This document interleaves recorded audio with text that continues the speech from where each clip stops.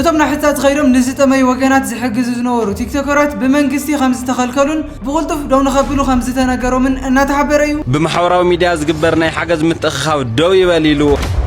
አሁኑኑ በአስቸኳይ አቁሙ ህገወጥ ነው ተብሏል። በህፃጽና ደብረ ብርሃን የገንዘብ ማሰባሰብ እንቅስቃሴዎች በአስቸኳይ እንዲቆሙ አሳስቧል።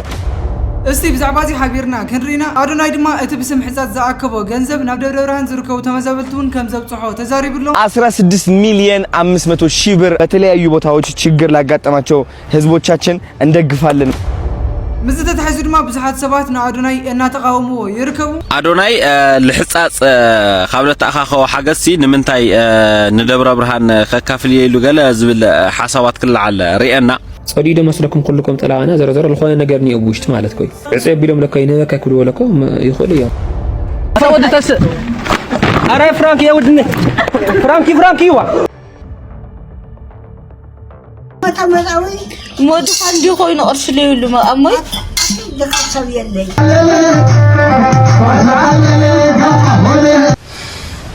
ነዚኦም እንካሎትን ሓቢርና ነርን ትኸውን ንዓኹም ከስዑን ከዘናግዑን ዝኽእሉ ብጣዕሚ ደስ በሃልቲ ቪድዮታት እውን እዩና ሓቢርና ክስሕቅ ክንዘናጋዕ ኢና ክሳብ ነዚ መወዳእታ ምሳና ጽንሑ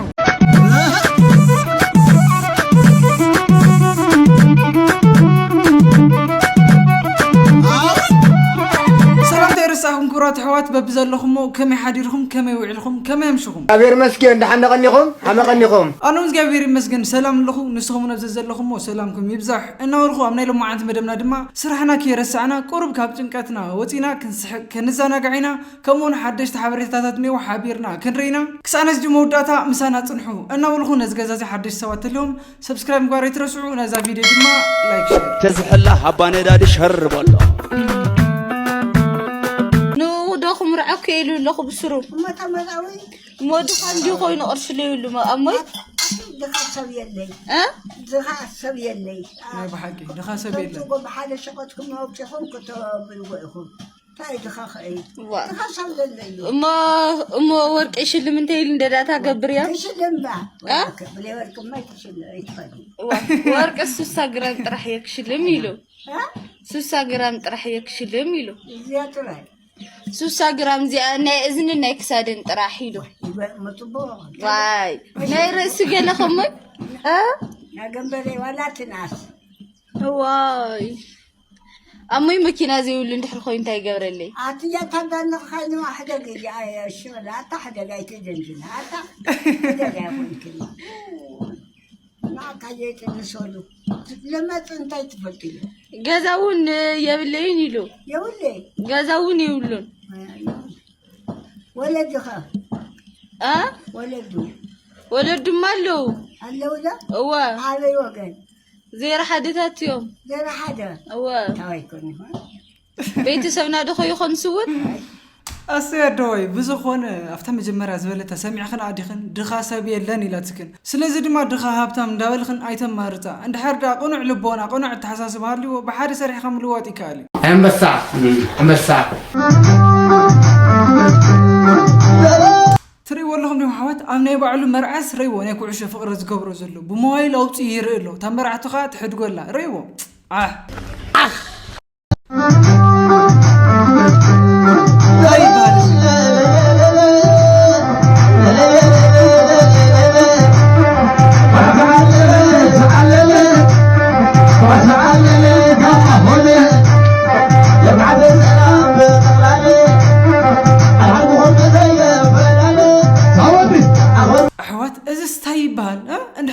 أرسنال تسعر وفتحت ساعات سي تمرع فحخت ولا مالت كوي واوا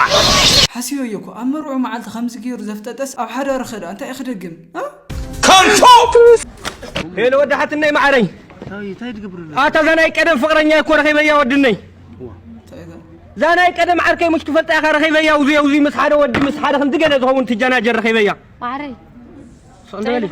رسيغني لخي رخيبة يا ودي ودحتني عني تماسات لك يا مسفرني أنت بيك تماسات النسريخ الرسيخ اللي يخوانني تماسات لك يا بعد هذا هوي أتصون ده بالنسبة هذه أسفكاري تاني رانا كده ودحتني تماسات رخيبة يا الله فانا تسير ما عندنا بيت نتاي أنت دي أسرة تاني رانا كلهم فود تس أنا فرانكي يا ودني فرانكي يوا فرانكي هو مريم أنا ودني ما أعرف فرانكي نيرو لك كلهم فرانكي نيرو خير يا أوني كفرانكي حوات خمزي أزبلت برانك يلان بزخونا نايتي كاميرا مانا نايتي ودد هاي قورلان أي بيهود سترفقنا يمثلون بزخونا حد برانك تقورو سبات تتنققو لك عتا تقورو لو خحايشو مغنياتو ببرانك سنكي هوتون كتسونو تخوليهم وي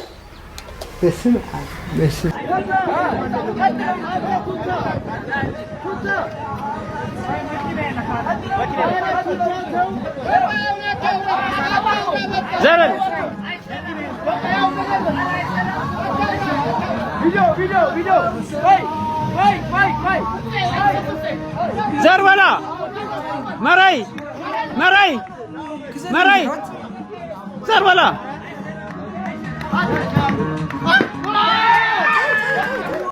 مري حوات ريخمو ديهم آرقيت سوايني مري زربلا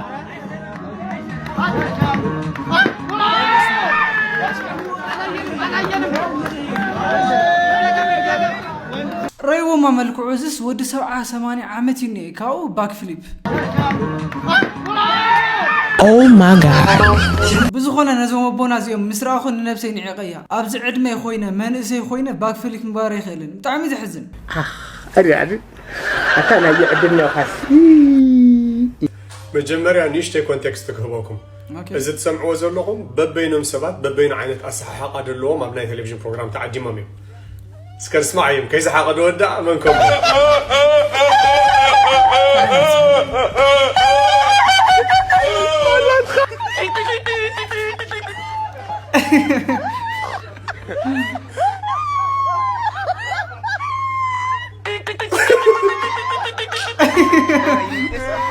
أرد سحقا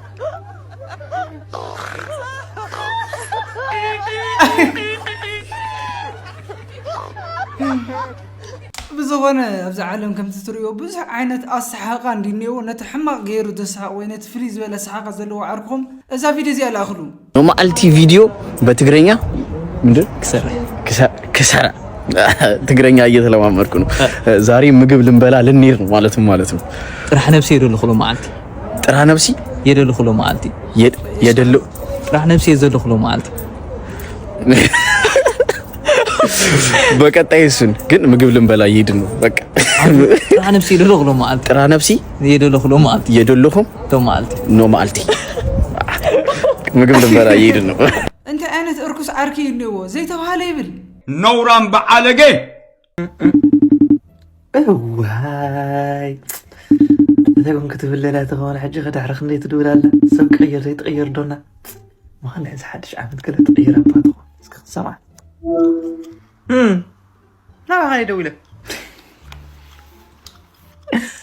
وانا ما يغدوي انا كرع تقول له فوق ولا يتهاجم كرع تقول لي عكس تجاي خدوي لنا درسك حالي رح نشوف سلام تنا اغزابير بهالي بايزوي كم زي لما دكفت اندي كن سلام دي خميل لخ بهالي اوكي حاري سلام دي خميك سلام كايدفا سلام دي خلي الله هنا على ابو عاد قوم نغرس كتزارو بجهناك عاد تغير اسكبك ترى فيك النافقه كان دبلي تيصقمالو تعبير فيك زي ما غمك بابل عسد وينه يا ترداني وانا وندينا نغير ود في زني برنا فودا كله ما في كاني حسا ولا ما من الدخنا بيت خريقه ودي تمام خريقه خفتنا كادي خمانكم يدا عكوت قلت له اذا شو ديشون وانت تصفيل نعم قديش الناس قبلها بلوك زي كبرينا على الأول بزخونا غلطشن 20 شنو انت تسفازل لك يتمثل نزحوي واي استحزن رياض ما نبرت شوينش ناب حراج ابصي ولا شوينش مالت اتا ابز حلف اوان اب لعل تግራዋይ ሰባያ ናይጄሪያዊ ደሪባትሉ ብጣዕሚ አዛረቡ ኮይኑ ዝነበረ ሓውናይ ሕዚ ድማ ተሳገዲ ፎቶ ዝኸደት ወርቂ ናብ ዕዳጋ አውጪ እና ጫረቱ ይዝርከብ ስትንስማዩ አለና ነክሳድ አያቱ ወርቅታት ነክሳድ አብዝሎ እዚ ኾላይ ናታ ከይመስለካ በዓለይ ብገንዘበይ ዝገዝኦ ኩላይ ተዲካ በዓለይ ድሪቦር ሂፀ ዝገዝኦ ኩላይ ናታ ገንዘብ አይኮን ሓራም ገንዘብ አይኮን ሓላል ማባዳ ሓላል ያው ብዙ ቀለቤት ነክሳድ አሎ ጽንሕ ኸሪኩም ተአድ ፎቶ ነክሳድ ዝገዝኦ ኩላ አበይ ሞዚ አበይ ሞ ተቀመሉ ዝግባ ጠንቆሮ ሓሳስ ኮይና አንበር رسعته غير أزوج لا حيجي فتح قلت رسعته تب كتب كتاب كاب جزاء رسعته ترديكا كاب جزاء كتاب ما رسعته أوكي واو كتاب ما رسعته أزور وا أنت خمسات كل غلس بقدمكم نقولنا وا هندا بدكنا بحراج توردو أقدمكم زيت نقولنا خندارو جنزب كنحل ها وا أتاخدي حسمتا أتاخدمكم نقولنا عند نظام كده مقدس نقولنا لعرق بوشتوشتي تخاد حرق وروها مثل ما ودات نقولنا نتناوات تنقيركم من دا كريو عندي نحراج أمتي خلي أيقبل مندين كبلانا ناي شوينيش نبرة أمتي خلي أيقبل كان شوينيش جورتا أي جبرين لندين كأبيانا مثل ما ودات زخون بوشي ترخ بابولنا كنجز عليكم كمزي قدي فناركم زخدا قدي فنو زهادة ما نبرة تولو نقولنا وا أنت حسب وا إمبر ودش لقاس يا خنيركا لقاس يريهم يرو بؤنتي هم يريوف يرو واي لقاس ودن يرو ايدريتن نو ايدريتن نو واي إمبر ودش لقاس يرو تاودي برد عندهم بقول يوم ولا تقول بقول أنا عندي حرج لحنا في الأنقاض إحنا خمسات زيشطوا أي سان يوم بيحجون عدمتي من نعم جنب فكر كم بينا واي ساننا والله سان لا يكترسوا فلوقا ولا زمحواتي بزخونه زودي ابزح الساعات مالتي نايت عنا صقم دي غيرو بسورخوم دي نيرو صوايو ايتردانن ولا ناي تيك توك بروفايل بيكتشر غيرو وزلو خيدكم تتريو بتعم محفري بتعم زسكفو فيديوهاتو نززر كحزلو انا بقراو تركو سبات تليكم انت خوين زبل خيدكم تترغاغصو صبغيو مسلني خمناي وعلي حساب مالتيو انت تانا ورق ነገር ግን በጣም በርካሽ በحسار ዋጋ ይሸጡ ዘሎ ተቀዳደሙ حوات صاستي جنة سبعي كوا يزور سبعي ابقالو خيد كم خم تجبر سبعين فلفينا كلنا نفس وقف قال نسيت تفلف يا سبعة خم تزور جن تحمام لحباري حكي ده تحمام لحباري السخاجن ما صاي خبرها عندي صلمات كتفلت عليك في الشخص خاجر كتقبله هي معري تاي وديلي تاي جيري تاي فتيري سكي معري او دا يسرح انا دا العلي يسرح مبر انا السبزي صباح نقول على كيدان آتيه وي حميم كيب عليك لكي وي حميم كاب على خاخ فدعلني تبهيلو سمر نايزا بهر أملاخ على كيدان آتينا لومي عبز ساعات الزيد اللو هذاك أنستيو أنا بزحو كوا كنقفنا يدلني صباح نقول هيك الثاني مالك يتلوه باي كحلف هذا إلى أنا قد سمرات كنا بحد أركن طمرات كنا بحد أركن نصهن خن حلوة سبعي بزح يخشكش بزح خالي يقبل أنا نقدر مقدر حنتي ما قدر رخيبي ورخيواس نمجي مريك زي كون أخي رخيبة نمجي مريك زي كون أخف كير يلوا خاوفلي مسبلت مزاقوالي بيا بزخونه زادينا ختم حلالفو زدليت ملختي تخاالو مكال لمدو اوالدون يغريتا مغبار لمدا اتزلانا بزخونه ناي قدم ولدناون اتنوي عدمه او حدار صنحلو مخنيت ازي سلازكالو زنورو ايفن تشيت غيرو بيكرتا سلازفتح زنورت غداي يخوم نيرو ازي مالتي كلهم مودات تشيت غورو وين كلهم مودات تشيت غورش بيكرتا سويل كن تقبلوا مالتي يخونن غن كعبزو حغزي او حدار زخونه غونصታት كغاطم يخيل عنكفات كغاطم يخيل نتوم زغاطمو صقامات دما مكالن بيغريتان كحلف يزقبا خمسه تقصيل خوني وتحدار كسمر زخيل اتسبايون اندحردا يغريتا تغبر لخونكا ببعلو انت سمعوا كحماق نغرات مغار عرسو خوتو بيخلينا كلكم وديكم قال او حدار زلكم مكال كتلمدو يغبا اي ثينك زيات بلنا زلا بتحاسبون يسمع معي امبسا 50 دقيقه أسعارين كان سنة أسوقبل أنا ما دت حمزي أجيرة أوزاد حيك تتوعك خلصنا هم شرف هذا اسك خمس قبل شوف تقبل هني جازاته باسري راح لكم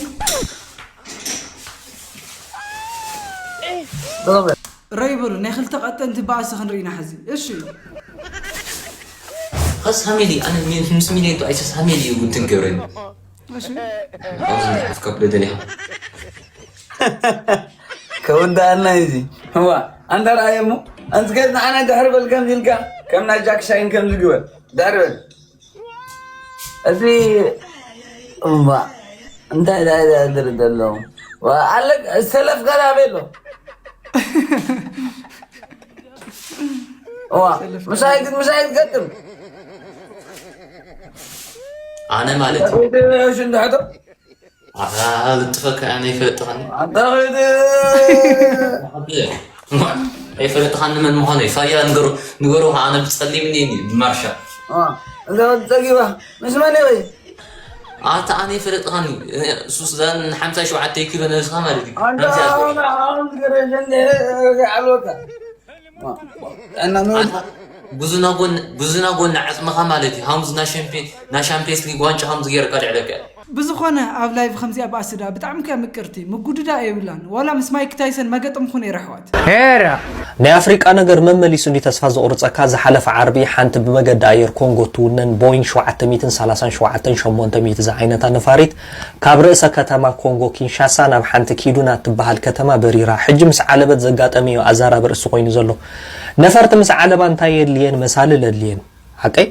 ኣብቲ ምዕቡል ዓለም እንድሕር ተሪኢናዮ እተን ነፈርቲ ዝጽጋዓሉ ቦታ ኣለዎን ኮሪድዮ ዝመስል ቦጌርካ ኢኻ ትወፅእ ኣብ ገሊኡ ኸ እንታይ የድሊ መሳልልካ ኣድሊ ሕጂ ትመሳልል ብውይ ሰብ ዝወርድ ሕጂ እዛ ናይ ኮንጎ ነፋሪት ምስ ዓለበት መሳልል ዘየለ እቶም ተጓዓዝቲ ኸኣ ምስኪኖት ኣብታ ነፋሪት ንሰዓታት ተጸቢዮም ዓቕሎም ጸቢብዎም ኣብቲ ምዕርፎ ነፈርትስ መሳልል ወይ ከዓ ዝስካላስ ዘየለ እንታይ ዳ ክገብሩ ኣብ መወዳእታ ምስ ተሓለሎም እንታይ ገይሮም ማዕጾ ከፊቶም بعلم كوردو جميرهم حسابو قاب 3-4 متر نانطرو كوردو جميرهم ازي كمي مالت عبي ايربورت زاكل اير زحازه تكارسي كمي غيرو مسال لسان اني تردني زحفر زحنق قاب تزحزنا كخا سب سلطان كونغو سغيغو من مشفانسي انقع بسلام علبتيلو مسالل كيغبرو رأيومو حجي خال عم عرفو نفرت انت يالو سلايد الو سلايد حجي شتحيل كاتوردلو خمز قلعون كلنا نصاوت لنبرنا شتحتح كومولو اذن منتا يزطقم اب غيزه حصص قوان حدغا خغوانفن كلنا ابنت ابتا نفاريت بارع انت غوانيفو كومو يغبري ما عرفو نفرتታት كمز غمان يبلومن እዚ ኻሲ እንተ ኾንኩም ከም ዘይብልኩም ተባሂሎም ካሲ ልዕላ ዓቕምና እዩ ከምዚ ክንገብር ኣይንኽእልና ኢሎም ሕሰቦ ማ ሓደጋ ከጋጥም ከሎ ባርዕ ተዘጋጥም ነይሩሲ ሰብሲ አሁን ከሎ ይነድድ ማለት እኮ እዩ حجت سلايد انتاي زدلي نهصص وان ወይ ካን እዚ ኢመርጀንሲ እንዲዘድሊ ሓንሳ ምስ ተጠቀምካሉ ኣይትጥቀመሉን ይኻ ነዚ ክንገዛ ዓቕሚ ይብልናን ኢሎም ማለት እዩ ቃል ዘገርም እዚ መገዲ ኣየር ኮንጎ ኣብ 2024 ጀሚሩ 51 ሚኢታዊት በዲሞክራሲያዊት ሪፐብሊክ ኮንጎ ይዝውነን እቲ 49 ሚኢታዊት ከዓ በመገዲ ኣየር ኢትዮጵያን ኮንጎንሲ ፈፍርቄን ይዝውነነው ማለት እዩ እዚ ኣሕርር ኮምትር እንዲዘብለካ ዲሞክራሲያዊት ሪፐብሊክ ኮንጎሲ በባህርያዊ ሃብቲ ኣብ ዓለም ኣብ ቀዳማይ ደረጃ ያትስራ ኣብታ ሃገር زيل معدن يلن هبتا هاجر زيل باريا وهبت يلن أزيا هبتام هاجريا بسنكو خينات اندحرات انجد ريوان لكم تتصبايت لما نيت كوينا مالتي يحزن ازوم نفوت ام راح تفريقا بزيكا جبو من كبدو من كان زعط ام نجر يلن ديو يحزنكا تهزبي يحزنكا بزغونه خم تحاونا زبليو افريكا خونكا طعي مرح يكتركب مالت زبتي بقى فتصم افريكا مورسي حدا طعي لبال نهزو زحلي نهزو تنبر مرح يدارغا يلا اسكي منالبات تتغاغي دما الله تلو وسب او كومنت صحفلي እሺ እዚ ለኹራት ተዓዘብቲና ኣብቶም ቀፂላ ዘቕርበልኩም ኣብ ማሕበራዊ ሚድያ ኣዘራረብቲ ዘለዎ ሓበሬታታትን ቪድዮታትን እየ ከወስደኩም እስኪ ፈለማ እምበር ብሎ ማዓንቲ ዕለት ኣብ ማሕበራዊ ሚድያ ብጣዕሚ ሼር እናተገበረ ዝርከብ ሓደ ዘሰንብድ ሓበሬታን እየ ንሱ ድማ ናብቶም ናብ ሕፃፅ ኸይዶም ነቶም ዝጠመዩ ወገናትና ዝሕግዙ ዘለዉ ቲክቶከራት ብቁልጥፍ ካብ ስርሖም ደው ንኸብሉ ብመንግስቲ ተኣዚዞም ኣለዉ እናተባሃለ እዩ ብጣዕሚ ብዙሓት ሰባት ቪድዮ እንዳሰርሑሉ እዮም ዘለዉ እስቲ ቅድሚ ንሕና ሓሳብ መሃብና እቲ ቪድዮ ሰሚዕና ንመለስ እዚ ትሪእዎ ዘለኹም ሰብኣይ ሽፈራው ተክለ ብርሃን ይበሃል ናይ ኢትዮጵያ ናይ ሓደጋ ስጋት ሓላፊ እዩ ብማሕበራዊ ሚድያ ዝግበር ናይ ሓገዝ ምትእኽኻብ ደው ይበል ኢሉ መግለፂ ዘውፅአ ሰብኣይ እዩ ብሓፂሩ ኣብ ሕፃፅ ንዝግበር ናይ ሓገዝ ምትእኽኻብ ደው ይበል ንምባል እዩ ኣዶናይ ዘዋፅኦ ዘሎ ናይ ሓገዝ ምትእኽኻብ ደው ይበል ንምባል እዩ ንሕና ኣብ ኢትዮጵያ ክንደይ ሓገዛት ይግበር ንፈልጥ ኢና ልበዓል ማስተር ኣብነት መልእክተኛው ባላደራው ዝበሃሉ ሰባት ብውልቆም ኢን ሚሊየንስ ገንዘብ ኣኪቦም ንኢትዮጵያ ህዝቢ ከም ዝረዱ ንፈልጥ ኢና ሕጂ ኣብ ትግራይ በፅሑ ከምዚ ንምንታይ ገይሩ ዝብል ተጋሩ حدش نجار أيه خنا نان بدم جلس زخنا نجار يونا أردي بولك أخم أبدي سوا خنكم حاجة ستأخذ لهم ساعات نوعلهم تنك أخذ جورو يتحسس كاو يغني لي الشهورات تعذبتي هم تزسمع معهم وي كم تحاولنا زو ዝበሎ ነቶም ናይ ሓገዝ ምትእኻብ ዝገብሩ ዘለው ቲክቶከራት ካብ ተግባርኩም ደወብሉ እናተባሃልዮም ዘሎ ብዝኾነ ነቶም ናይ ትግራይ ጥራይ ይኾነን ነቶም ናብ ኣምሓራ ክልል ደብረ ብርሃን ዝበሃሉ ቦታ ኸይዶም ዘተኣኻኽቡ ዝነበሩ ሰባት እውን በተመሳሳሊ ከም ዝተኣገዱ እናተሓበረ ዘሎ እስቲ ሓጻር ቪድዮ ኔትወርክና እንመለስ። እንደሚታወቀው በቅርቡ በህጻጽና ደብረ ብርሃን የስደተኞች ካምፕ ላይ ላሉ ወገኖች በገንዘብም ሆነ በአይነት እርዳታዎች እየተሰበሰቡ ነበር። ይሁንና የኢትዮጵያ አደጋ ስጋት አመራር ኮሚሽን በሰብአዊ ድጋፍ ስም በማህበራዊ ሚዲያ የሚደረጉ ያልተፈቀዱ የገንዘብ ማሰባሰብ እንቅስቃሴዎች በአስቸኳይ እንዲቆሙ አሳስቧል። እንደ ምክንያት የተቀመጠውም እነዚህ የድጋፍ ማሰባሰብ ዘመቻዎች የአሰራር ስርዓትን የጣሱና ህገወጥ በመሆናቸው ኮሚሽኑ ይፋዊ የድጋፍ ጥሪ ባላቀረበበት ሁኔታ ህዝብን በማሳሳት ለግል ወይም ላልተገባ ዓላማ ገንዘብ የሚሰበስቡ አካላት እንዳሉ ስለተደረሰበት ነው ብለዋል። እናንተስ በዚህ ጉዳይ ምን ትላላችሁ? ሐሳባችሁን አካፍሉ። እሽኹራት ተዓዘብቲ ሓበሬታ ከምቲ ዝሰማዕኹም ወይ ነቶም ኣብ ሓገዝ ዝተዋፈሩ ቲክቶከራት ካብ ስራሕኩም ደወብሉ እናተባሃሉ እዮም ዘለው ክንድቲ መንግስቲ ዝረስዑ ህዝቢ ዘልዕሉ ክንድቲ ንስኹም ክትገብርዎ ዝግባኣኩም ዝገበሩ ራይ ያቋርጡ እናተባሃሉ እዮም ዘለው ብጣዕሚ ዘሕዝን ብጣዕሚ ዘናድደካ እውን ኣብዚ ሕዚ ሰዓት ከምቲ ትርእይዎ መንግስቲ ክገብሮ ዝግባእ ልዕሊ መንግስቲ ዝሰርሑ ዘለው ቲክቶከራት እዮም እሞ ክንዲ ምስጋና ዝወሃቦም ክንዲ ናይ ክብሪ ሽልማት ዝወሃቦም ካብ ስራሕኩም ደወብሉ እናተባሃሉ እዮም ዘለው ብዝኾነ ነዚ ሓበሬታ እዚ ሙሉእ ብሙሉእ ይቃወሙ እየ ንስኹም ነዚ ሓሳብ እዚ ተቃዊምኩም እቲ መንግስቲ ባዕሉ ነቶም ዝተጸገሙ ክበጽሕሉ እንተዘይክኢሉ እቶም ቲክቶከራት ንሕና ከም ህዝቢ እውን ባዕሉና ንኽንበጽሕሉ መንገዲ ከመቻችወልና እምበር ዕንቅፋት ንኽኾነልና ክንፈቅደሉ የብልናን። ስለዚ ድማ ኩልና ኣብ ጎኒ ህዝብና ኮይና ድምፅና ነስምዕ እዚ ውሳነ እዚ እውን ተቐባልነት ከም ዘይብሉ ክነርኢ እዩ ዝግባእ። እዚ ክብል ከለኹ ግን ብስም ሓገዝ ብዙሓት ሰባት ዝሽቅጡ ንርኢ ኣለና። ነዞም ሰባት እዚኦም ብሕጊ ተተሓዙ ብባዕለይ እውን ይድግፎ እየ። እቶም ብሓቀኝነት ንህዝቦም ዝሰርሑ ዘገልግሉ ዘለው ግን ሽልማት እምበር ዕንቅፋት ኣይግብኦምን ባህላየ። ብዝኾነ ንስኹም ኣብዚ ጉዳይ ዘለኩም ሓሳብ ርእቶ ኣብ ኮሜንት ተካፍሉና እናውልኹ ናብቲ ዝቕፅል ሓበሬታ ክወስደኩም። ኣዶናይ ድማ እቲ ብስም ሕጻጽ ዘተኣኻኸቦ ልዕሊ 16 ሚልዮን ብር ናብ ሕጻጽን ናብቶም ኣብ ደብረ ብርሃን ዝርከቡ ኣምሓራዊ ናዎም ከም ዝወስዶ እናሓበረ እዩ። እስቲ ሓንቲ ቪድዮ ኔትወርክና እንመለስ እሞ ድሕሪ ሓሳብና ክንህበሉ ኢና። 16 ሚሊዮን 500 ሺህ ብር አሰባስበናል በአንድ ቀን ውስጥ ከምናምን ማለት ነው ጋይስ። በጣም ነው የሚገርመው። እንግዲህ እናንተ ደግሞ ብሔር ሳትለዩ ሃይማኖት ሳትለዩ ዘር ሳትለዩ ደግፋችኋል። አመሰግናችኋለሁ። በኢሳ ስምም እናመሰግናችኋለን ማለት ነው። እንግዲህ የምትመለከቱት ከጀርባዬ ትልቅ ትራክ አለ። ምግቦች አሉን፣ ልብሶችም አሉ። እነዚህ ልብሶችና ምግቦችና ከ16 ሚሊዮን 500 ሺህ ብር ጨምሮ ማለት ነው እኛም ብሔር ሳንለይ ዘር ሳንለይ ሃይማኖት ሳንለይ ማለት ነው በተለያዩ ቦታዎች ችግር ላጋጠማቸው ህዝቦቻችን እንደግፋለን ማለት ነው። እኩል በቂ እንዲበቃቸው አድርገን እንሰጣለን ማለት ነው። እንግዲህ ኑ ላሳያችሁ እስኪ ውስጥ ያለውን ነገር። ወንድም አለም ና እስኪ በእናትህ እናሳያቸው እስኪ። አሁን ዘይቱ እየተጫነ ይገኛል። እንደምትመለከቱት ዘይቱ እየተጫነ ነው የሚገኘው። እዛ ጋር ደግሞ ዱቄት አለ።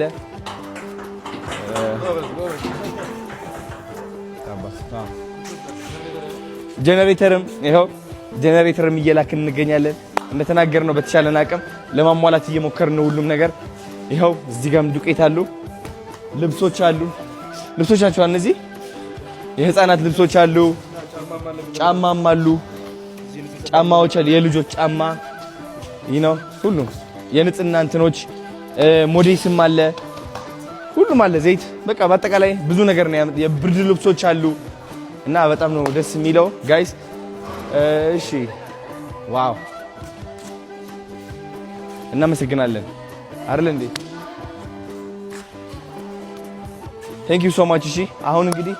ኃይላ የምትጨምረው ነገር አለ? ምንም የምትጨምረው ነገር የለም። እግዚአብሔር ያክብርን ሁላችሁም ለተሳተፋችሁ ለዚህ ማለት ነው። ዘር ቅድም እንዳለው ዘር ሃይማኖት ብሔር ሳትለዩ ለረዳችሁን እንግዲህ እኛም በቻልነው አቅም ደግሞ ይሄንን እንደሚመለከቱ አካል አስረክበን ለሁሉም ቦታ ድረስ እየጣርንና እየሞከርን የምንገኘው እንግዲህ እስካሁን ድረስ ባሰባሰበው ነገር ያው ከበቂ በላይ ነው። 16 ሚሊዮን 500 ሺህ በላይ ገንዘብ አሰባስበናል። ሁሉም ጋር እንዲደርስ ጥረታችን እናደርጋለን ማለት ነው። ቴንክ ዩ በጣም ትልቅ ስራ ይሰራሉ። እኔ አባት ቴንክ ዩ። ማህበሩ ነው ማህበርም ተጋግዘን ሶሻል ሚዲያ ማህበር ማለት ነው ተጽዕኖ ፈጣሪዎች ሁላችንም ተረባርበን ያመጣነው ነገር ነው እና ቲክቶከሮችም ሆናችሁ አገራችሁን ለማገዝ ስለሞከራችሁ በጣም አመሰግናችኋለሁ። አሁን ደግሞ ተረባርበናል። እንግዲህ የበለጠን ደግሞ ኢትዮጵያን አጉልተን ማሳየት አለብን። የበለጠ ያለው እድገት ማሳየትም አለብን ብዬ አስባለሁ። ስለዚህ ቲክቶከሮች እናንተም ራሳችሁ ላይ ስሩ፣ ኮንፊደንሳችሁ ላይ ስሩ። የበለጠ እንዴት አድርጌ ከሀገሬ ወጥቼ የበለጠ እንደውም አፍሪካን እንዴት እንዳስጠራ የሚለውን ነገር እናስብበትና እውነቴን ነው ምላችሁ እንደግ፣ ባይምሯችን እንደግ፣ በራስ መተማመናችን ይደግ። የበለጠ በቃ ኮርተን እንውጣ ማለት ነው። እሺ ሁሉም ነገር እድል እየተመቻቸልን ያለው አሪፍ ጊዜ ላይ አሪፍ ዘመን ላይ ነን ያለነው። እንደዚህ ቴክኖሎጂ ቀላል ሆኖ አያውቅም። እንደዚህ አስቡት ጋይስ፣ እንደዚህ ተባብረን በፍጥነት ይህን ያህል ማሰባሰብ ይህን ያህል እርዳታ ማግኘት ከቻል እኛ ምንድነው የምታውቁት ነገር አክሰስ አለ ማለት ነው። ኢንተርኔት አለ ማለት ነው። ምንም ያልተገደበ ሶሻል ሚዲያ አለልን። ይህ ሶሻል ሚዲያ ደግሞ ኃይሉ እያያችሁት ነው። ስለዚህ ምን ማድረግ ትችላላችሁ ማለት ነው? ሀገራችን ማስጠራት። ኦኬ አንዳንዶቻችሁ በዘፈን፣ አንዳንዶቻችሁ በአክቲንግ፣ አንዳንዶቻችሁ ተአምረኛ ዶክተር በመሆን ተአምረኛ ኢንጂነር በመሆን ራሳችሁን ማሳየት ማለት ነው። ለምሳሌ ዶክተሮች ካላችሁ ይህ ዕውቀታችሁ ይዛችሁ ማለት ነው ዝም ብላችሁ መስራት ብቻ ሳይሆን ሶሻል ሚዲያ ላይ ተወጡና ማስተማርም ጀምሩ። ለልጆችን ማስተማር ተማሪ ያላችሁ እናንተ ማወቅ የምትፈልጉት የከበዳችሁ ነገር ከነበረ ተገልብጣችሁ ተማሪዎችን አስተምሩ። ምክንያቱም እናንተ የከበዳችሁ አሁን የሚከብዳቸው ሰዎች አሉና እባካችሁ የሶሻል ሚዲያ እድል ተጠቅመን ብዙ ሰዎችን ማገዝ እንችላለን። አንዳንዶቻችን በገንዘብ፣ በእውቀት፣ በማዝናናት በሁሉም አኳያ ማለት ነው። ዋናው ሶሻል ሚዲያ አለልን። ከዚህ በላይ አክሰስ ተገኝቶ አይታወቅም ኢትዮጵያ ውስጥና እውነት እንደጋብረን እሽኩራት ተዓዘብተም ትዝራኹሞ አዶናይ ብዛሕ ሰዓት ብርክት ዝበለ ሓገዛት እዩ ኣተኣኻኺቡ ዘሎ ብጥረ ገንዘብውን ብንብረትውን ከም ትዝራኹሞ ማለት እዩ። ነቶም ዝተኣኻኸቡ ንብረታትን ገንዘብን ከዓ ናብ ሕፃፅ ጥራይ ዘይኮነስ ናብ መላእ ኢትዮጵያ ብማዕርነት ክነካፍሎ ኢና እናበለ ነይሩ። ነዚ ስዒቡ ከዓ ብትማሊ ዕለት ጀሚሩ ብዙሓት ሰባት ሓሳቦም ርእይቶ እናሃቡ ይርከቡ። መብዛሕትኦም እውን ተቃውሞ እናስሚዖም ዘለው ንምንታይ ብሽም ሕፃፅ ኣኪቡ ንኹሉ የካፍሎ እናበሉ ነናይ ባዕሎም ርእይቶ እንዳሃብሉ እዮም ዘለው። እስቲ ቅድሚ ናይ ባዕለይ ሓሳብ ርእይቶ ማሃበይ እዚ ሓውና እዚ ዝበሎ ሰሚዕና ንመለስ። ኣዶናይ ልሕፃፅ ካብ ለተኣኻኻኸቦ ሓገዝሲ ንምንታይ ንደብረ ብርሃን ከካፍል እየ ኢሉ ገለ ዝብል ሓሳባት ክልዓል ርአና። ኣዶናይ ገና ንትግራይ ህዝቢ ንሕፃፅ ክረድእ እየ ኢሉ ሓገዝ ምትእኽኻብ ኣብ ዝጀመረሉ ሰዓት ተመሳሳሊ ናይ ደብረ ብርሃን ኣጀንዳ እዩ መፅዩ። እዚ ሴራ እዩ፣ ተንኮል እዩ፣ ኮነ ተባሂሉ ዝተሰርሐሉ ስራሕ እዩ። ካብኡ ከዓ ኣዶናይ ገንዘብ ኣዋፅኡ ገና ዝተወሰነ ሰዓታት ናይ ንብረት ምትእኽኻብ ምስ ገበረታ እዮም ገይሮሞ ካብቱ ዘተኣኻኽበሉ ዝነበረ ቦታ ኢሌጋል ኢኻ ሕጋዊ ኣይኮንካን ኢሎም ካብቱ ቦታ ልዒሎም ዝተወሰነ ሰዓታት እውን ኣሲሮም እዮም ፈቲሖምዎና። ብኣዶናይ ቦታ ኮንካ ክትሪኦ ከለኻ ተፅዕኖታት ስለ ዝበፅሕዎ ከቢድ መጠንቀቕታታት ስለ ዝበፅሕዎ ብመንግስቲ ኢትዮጵያ ምንም ክገብረ ይኽእል ካብ ዓቕሙ ብላዕሊ ኢቭን ክናገር ከሎት ቪድዮ ሪኢኹም ትኾንኩም ደስተኛ ኣይኮነይ ነይሩና። ኣዶናይ ብዝገበሮ ሓገዝ ኣዶናይ ብዘለዓዓልካዮ ምልዕዓል ብዙሕ ካፍቲ ኣብ ሕፃፅ ኮንካ ዝስራሕ ዘሎ ብተመሳሳሊ ናብ ዓለም ክበፅሕ ገይሩ እዩ። ስለዚ ክነመስግኖ እዩ ዝግብአና። ተሓገዘ ኣብ ትግራይ በፅሐ ኣይበፅሐ ዘይኮነ እቲ ድምፂ ባዕሉ ብጣዕሚ ዓብይ ነገር እዩና የቐኒልና ክንብሎ እዩ ዝግብአና፣ ክንወቕሶ ኣይግብአና።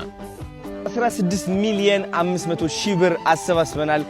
በአንድ ቀን ውስጥ ከምናምን ማለት ነው ጋይስ። በጣም ነው እሽሞ እዛ ቪዲዮ እዚ አለ ለማለት ደቂ ዓበይቲ አቱም ዘውዝኛ ቪዲዮ አደናይ ምስተረሐ ተጻረፍኩም ሰባትና ለቆረኩም ለሐዘንኩም ሰባት ያትልከት ሓደ ክነብረኩም ደቂ ዓበይቲ አደናይ ን200 ሺህ ፊኖ ድሮ የቢለ ምኻድ ሉ ቀሊል ያ ከነዋዕሉ ማለት ግን ሙሉእ ክሕገዝን እዮም ኢሉ ኢትዮጵያ ሙሉእ እዩ ዲያም ተቀታሊትና hamziina ንብል ዓዲ ሁሉ ወቀላደና ይፈቲ ኦሮሞ ይትል አምሓራ ይትል ሁሉ ትግራዋይ ይትል ኤርትራዊ ይትል ሁሉ ይህይዎ። ስለዚህ 16 ሚሊዮን አኪዩ ኦሬዲ ናት መንግስቲ ብውሽጢ ዝሰርሐሉ ነገራት ሓናስ ስለለይ ንሪኦ ጸዲዶ መስለኩም ኩልኩም ጥላዋና ዘረዘረ ለኾነ ነገር ነው ብውሽጢ ማለት ነው። ስለዚህ ተንኸዝል መጻና አለው አለሲ ተመስከኒና ደንቀበል ይደቀናይ ታገሪና ለው ንወቅሰለና ሱታይ ላይ ገበረ እዩ ዋ እርሽብና ባንክ እኮ ሲስተም ይደቀናይ ዕጽብ ቢሎም ለካ ይነበካ ክሉ ወለኮ ይخل እዮም ታይዶን የናይ ምንም ነገር ኮይን ኸሊ ስለዚህ ካብ ምጽራፍ ያኔና አልኻ በቃ ሓገዝ አልገበረኹምና ቴንክ ዩ ማሊ ካብ መጀመሪያ ኸስተይን ሕግዘካ ስኻ ትግራዋይ ከተትብልዎ ነይሮም ታይዶ ተምጽኢኹም ምንም ተምጽኢ ንገበረ ነገር ሲየብልናይ ስለዚህ ስለመጻና ሓገዝ ተመስገኒልና ንቀበል የክብል ደሊ ሰዋልዓ ግን ክምስገን በይ ክጽረፈ ይግቦ ኢለ الحساب انا ብናየ መቸኹም الشغرات تعذبتنا يتحاونا حساب سمعنا تمارسنا لنا استعانونا بزقوداي زي لنا حساب ريتو ككافلكم كم تسمعنا يو ادنا بزح ساعات بركت زبولو ناي ገንዘብን ናይ ንብረትን ሓገዛት ኣተኣኻኺብሎ እቲ ሓገዝ ጀመረ ድማ በቲ ናይ ሕፃት ዘሎ ጥሜት ተላዓዒሉ እዚ ሓገዝ ድማ ናብ ደረርሃና ናብ ሕፃት ናብ ካልኦት ቦታታት ብማዕርነት ከም ዘካፍሎ ይተዛሪቡ ዘሎ እዚ ነገር እዚ ወላ ሓደ ተቃውሞ የብለይ ነቲ ተኣኻኽቦ ሓገዛት እውን መጀመሪያ ከመስግኖ ይደሊ ኣብዛ ነገር እዚ ግን ክብሎ ዝደሊ ሓደ ነገር ኣሎ መጀመሪያ እቲ ደረርሃን تسقيمو زبهازلو معاري خندتنا يحصص اندحر تسقيمو خوينو بمعارنت تكافل خاي ولا حاجه تسقم يبلي يخون دا انبر ابزح الساعات اتنا دبر برهان تسقيمو زبهازلو وجن كندتنا يحصص كخونه يخل مخنياتو كم تزرا خايو او حصص دمت زخونه مسيينو بتميت اندارغفون انداموتون يميرو ازاسو من زي نشي تنفاس زاريوم زلو بزحات وجناتنا ون ابستفالاري معقوتات بتماساسالي يموتو خمزلو سمعنا لنا اتوم نادبر برهان زلو ግን ካብ መንግስቲውን ካብ ዝተፈላለዩ ሰባት ሓገዛት ይኣቶም ከም ዝነበረን ኣብዚ ሕሳዓት እውን ብርክት ዝበሉ ሓገዛት ናብኣቶም ይኣቱ ከም ዘሎ ሓበሬታ ዘለኒ ስለዚ ድማ መጀመርያ ቅድሚያ ክወሃቦ ዝግብኦ እቲ ዝመውት ዘሎ ኣካል እዚ ናይ ብሄር ናይ ግዛዕ ጉዳይ ኣይኮነን ናይ ሰብኣውነት ጉዳይ እዩ ናይ ሰብኣውነት ከዓ ክነቅድሞ ዘለና መጀመርያ ነቲ ህንፁፅ ረድኤት ዘድዮ ህዝቢ ክኸውን ኣለዎ ቀፂልካ ከዓ ነቲ ድሓና ዝኾነ ከምኡ እናብልካ እቲ ሓገዝ ክበራኸት ዘለዎ እምበር እቲ ቁሩብ ዝተፀገመን እቲ እንዳሞተ ዝርከብን ህዝቢ ማዕረ ክንሪኦ ኣለና ባህላይ ኣይኮንኩን እስቲ ንስኹም ድማ ኣብዚ ጉዳይ ዘለኩም ሓሳብ ኣብ ኮሜንት ጽሓፉ ለይ እና ወልኩና ኢሎም ማዓንቲ ቪድዮ ኣብ ዝኽዛዝም ኣብ ዝቕፅል ብኻሊ ቪድዮ ተመሲና ክሳዕ ንራኸብ ሰሰናይ ንዓኹም ድሓንቀኒ ኢለይ شر شر شر شر أسي شر شر شر شر شر لايك